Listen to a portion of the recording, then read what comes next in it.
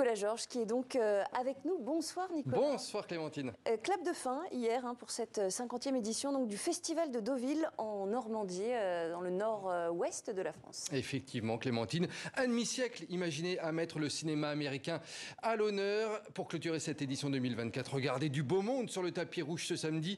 Vous reconnaissez l'actrice américaine Nathalie Portman ou encore le réalisateur français Claude Lelouch. Et puis, vous allez le voir, le jury de cette année, jury présidé par Benoît Magimel. Parmi les autres membres de ce jury, les Français Damien Bonnard, Ludivine Sagnier ou encore la Belge Émilie Dequesne. Et qui dit jury dit évidemment palmarès.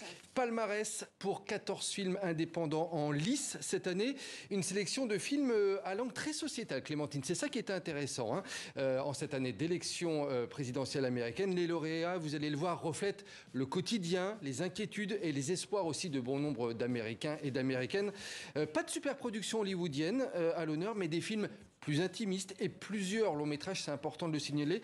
Alors on commence tout d'abord par le grand prix du festival qui a été attribué à In the Summers d'Alessandra Lacorazza Samudio. C'est le portrait sur une décennie de deux sœurs et de leur relation houleuse avec leur père qui a une addiction à l'alcool. La fratrie va se distendre année après année. Une fable familiale très touchante qui a reçu également le prix de la révélation. Regardez. Hey. Wow. Wow. Tan grande ya. Does it feel weird to be back? It's weird seeing my dad with another kid. Wow. How's school? We graduated already. That's amazing. ¿Y tú, Eva? You guys did okay without me.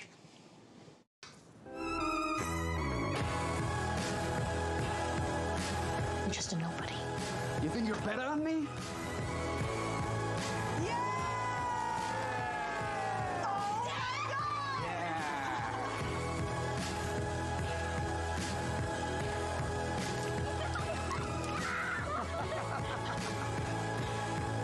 You guys want to stay?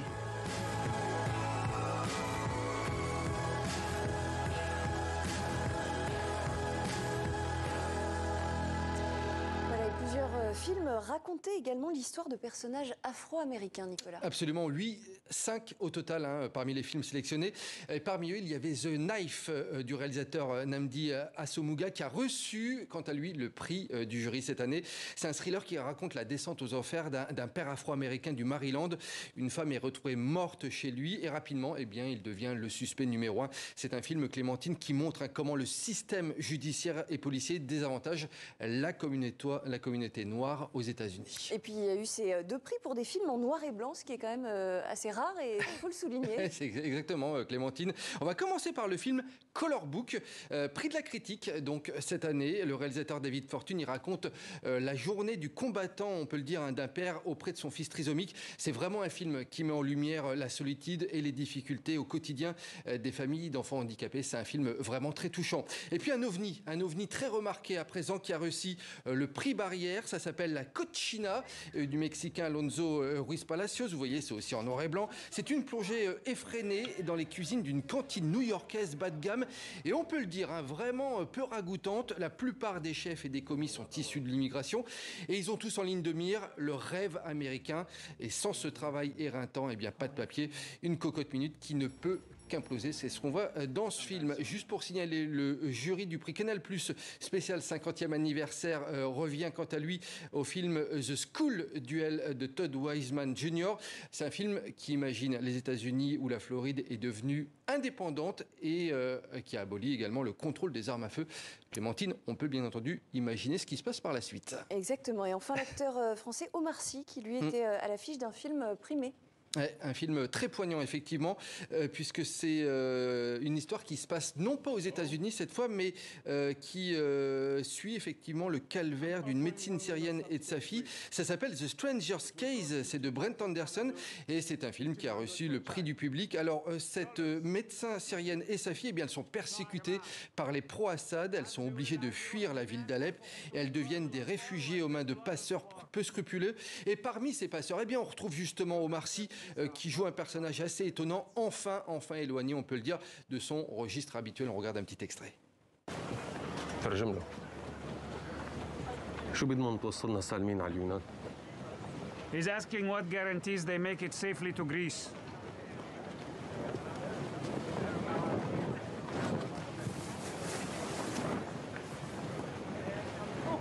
Tell the big band man the boat will leave tomorrow morning at 5 a.m. precisely.